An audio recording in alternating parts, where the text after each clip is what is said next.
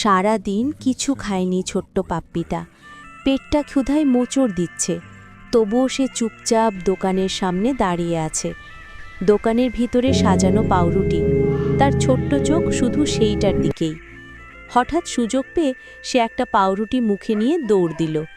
দোকানদার চিৎকার করে পিছন পিছন দৌড়ালো, ধরে ফেলল তাকে এবং লাথি মেরে ফেলে দিল। পাউরুটিটা পড়ে গেল ধুলোয়, আর আশেপাশের মানুষজন সবাই হাসতে লাগলো।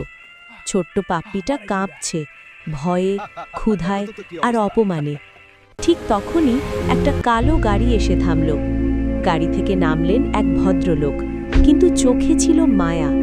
তিনি ধীরে ধীরে পাপ্পিটার কাছে গেলেন, মাটিতে বসে তাকে কোলে তুলে নিলেন। ছোট্ট পাপ্পিটা প্রথমে ভয় পেয়েছিল, তারপর ধীরে ধীরে মাথাটা তার বুকে রেখে দিল এবং সে গাড়িতে করে নিয়ে তাকে চলে গেল।